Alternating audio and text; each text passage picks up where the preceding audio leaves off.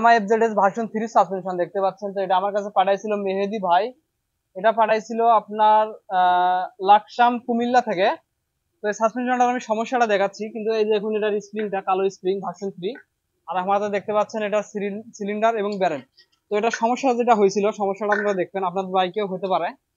দেখুন নিচটা ওয়েল্ডিং করে দিলাম, মূলত এই নিচটা ফাটছিল, এই নিচের অংশটা ফেটে গেছিল। তো এটা ফাটার কারণ একমাত্র যেটা কারণ আমি বলে থাকি, এই যে এখানে একটা বুশ থাকে দেখবেন, এই বুশটা যদি জ্যাম থাকে, এই বুশটা ফ্রি থাকবে, বিয়ারিং এর মতো ঘুরবে, যদি জ্যাম থাকে সেক্ষেত্রে গোড়াটা ফেটে যাবে।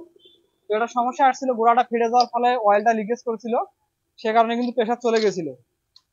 তো ভাই আমার ভিডিও দেখে সাসপেনশন আমার কাছে পাঠাইছিল রিপেয়ারিং এর জন্য। তো ইনশাল্লাহ আমরা এটা এখন ওকে করে দিব, সমস্ত রেডি করা আছে, ওয়েল্ডিং করে দিছি, আর কোনো সমস্যা আসবে না ইনশাল্লাহ। তো আমরা এখন সেটিং করে প্রেসারটা চেক দিব।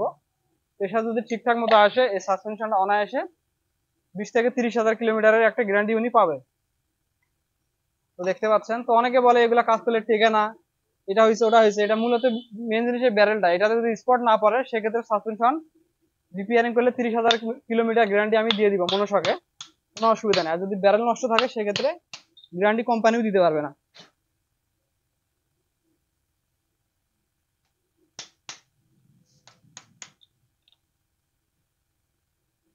দেখুন এটা তো প্রেসার কিন্তু একদম চলে আসছে 100-100 প্রেসার। এই সাসপেনশনটাতে আমি 30 হাজার কিলোমিটারের একটা ওয়ারেন্টি ভাইকে দেবো।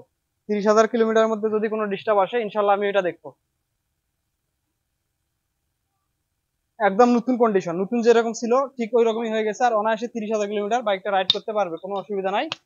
যদি নিচটা ফাটে সেক্ষেত্রে কিন্তু সমস্যা বেশি হয়ে যায়। তো আপনাদের যেটা সমস্যা বললাম, এই সমস্যাটা দেখবেন, যদি থাকে সমাধান করে নেবেন, একদম ওকে হয়ে যাবে। তো আমরা এখন এটা সুন্দর করে রিপিট করব, রিপিট করার পরে এটাও রিটার্ন করে দিব।